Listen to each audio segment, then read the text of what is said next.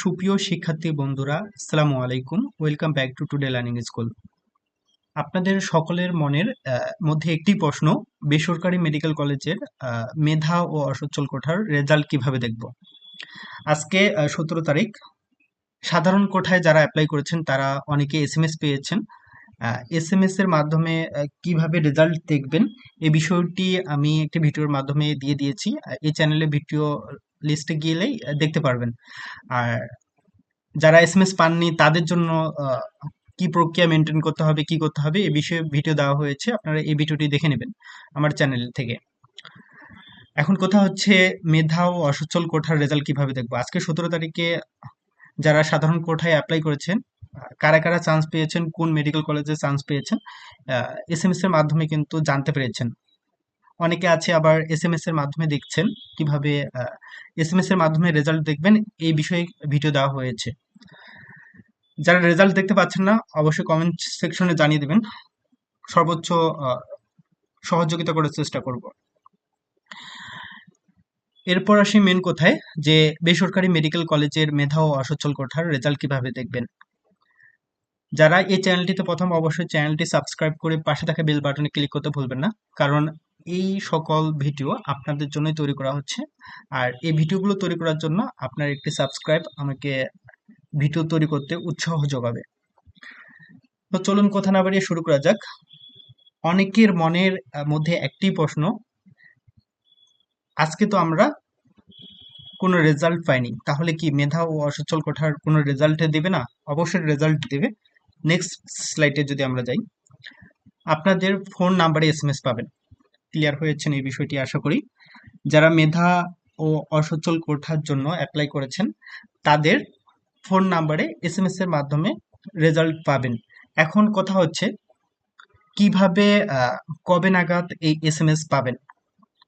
আর আপনাদের মেধা ও অসচ্ছল কোঠার ভাইবার জন্য কি কি কাগজপত্র লাগবে এই বিষয়ে একটি ভিডিও কিন্তু আপলোড করা হবে। যারা এই বিষয়ে জানতে চাচ্ছেন অবশ্যই চ্যানেলটিতে সাবস্ক্রাইব করে পাশে থাকা বেল বাটনে ক্লিক করতে ভুলবেন না, কারণ এই রিলেটেড ভিডিও আপলোড করার সাথে সাথে আপনার কাছে নোটিফিকেশন চলে যাবে। তো ফার্স্ট অফ অল, আপনারা মেধা ও অসচ্ছল কোঠায় যারা অ্যাপ্লাই করেছেন তাদের ফোন নাম্বারে অবশ্যই একটি এসএমএস যাবে। এসএমএস এর মাধ্যমে জানতে পারবেন যে আপনি কোন কলেজের জন্য ভাইবার দিবেন, কোন কলেজে ভাইবার জন্য সিলেক্টেড হয়েছেন।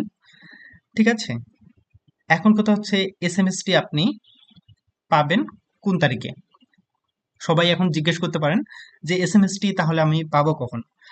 বিগত বছরগুলোতে দেখা গেছে যে যে সময়টিতে ভর্তি প্রক্রিয়া চলে সাধারণ কোঠায়, সেই সময়টিতে মেধা কোঠার শিক্ষার্থীদেরকে এসএমএস এর মাধ্যমে জানিয়ে দেওয়া হয়।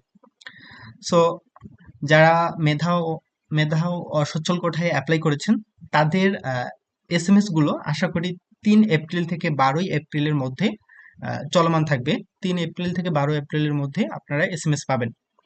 3 এপ্রিল থেকে 12ই এপ্রিলে সাধারণ কোঠার ভর্তির কার্যক্রম চলমান থাকবে। এই সময়টিতেই আপনারা কিন্তু এসএমএস পাবেন। এটি আসলে সঠিকভাবে বলা যাচ্ছে না যে 3 এপ্রিল থেকে 12 এপ্রিলের মধ্যেই এসএমএস পাবেন কিনা। আপনারা এসএমএস চেক করবেন মাঝে মধ্যে এই ভর্তি চলাকালীন সময়ে। এর আগেও আসতে পারে, হতে পারে এর পরেও আসতে পারে। এটি সম্পূর্ণ ডিপেন্ড করছে কলেজ কর্তৃপক্ষের উপর। তবে বিগত বছরগুলোতে সাধারণ কোঠায় যে ভর্তি কার্যক্রম চলমান থাকে এই সময়গুলোতেই এসএমএস দিয়ে ভাইবার জন্য ডাকা হয়। এরপরে আমরা যে স্লাইডটি দেখতে পাচ্ছি, মেধা ও অসচ্ছল কোঠার ভাইবা দিতে কি কি কাগজ রেডি করে রাখবেন। সুপ্রিয় শিক্ষার্থী বন্ধুরা, যারা মেধা ও অসচ্ছল কোঠায় অ্যাপ্লাই করেছেন তাদের জন্য মাস্ট যে কাগজপত্রগুলো রেডি করে রাখতে হবে, কোন কোন কাগজপত্র আপনাদের শো আপ করতে হবে, কোন কোন কাগজপত্র শো আপ করলে আপনার মেধা ও অসচ্ছল কোঠায় চান্স পাওয়ার পসিবিলিটি সবচেয়ে বেশি রয়েছে, এই বিষয়ে একটি বিস্তারিত ভিডিও অবশ্যই আমার এই চ্যানেলটিতে আপলোড করা হবে। তো যারা চ্যানেলটিতে প্রথম এই বিষয়ে বিস্তারিত জানতে চাচ্ছেন, বিশেষ করে যারা মেধা ও অসচ্ছল কোঠায় অ্যাপ্লাই করেছেন তাদের কে বলবো যে চ্যানেলটি সাবস্ক্রাইব করে কমেন্ট সেকশনে জানিয়ে দিবেন যে আপনি জানতে চাচ্ছেন কি কি কাগজ লাগবে। ঠিক আছে, আপনার একটি সাবস্ক্রাইব আমাকে বলে দিবে আমি এই রিলেটেড ভিডিও আপলোড করব কিনা। আপনার একটি কমেন্ট আমাকে জানিয়ে দিবে যে এই রিলেটেড ভিডিও আপনারা চাচ্ছেন কিনা। যারা যারা চাচ্ছেন অবশ্যই কমেন্ট করে জানিয়ে দিবেন আর চ্যানেলটি সাবস্ক্রাইব করবেন। আশা করি 2-1 দিনের মধ্যে আমি একটি ভিডিও আপলোড করব। ভাইবা দেওয়ার সময় কি কি কাগজ দেখাতে হবে, কোন কোন কাগজগুলো আগে থেকে রেডি করে রাখবেন। আহ, আপনি এসএমএস পাওয়ার পরে যদি কাগজপত্র রেডি করেন সেক্ষেত্রে কিন্তু অনেক বড় একটি সমস্যায় পড়বেন। কাগজপত্র আগে থেকে রেডি করতে হবে। কি কি কাগজ রেডি করতে হবে অবশ্যই একটি ভিডিও আপলোড করা হবে। সো চ্যানেলটি সাবস্ক্রাইব করবেন। ভালো থাকবেন সবাই। আসসালামু আলাইকুম।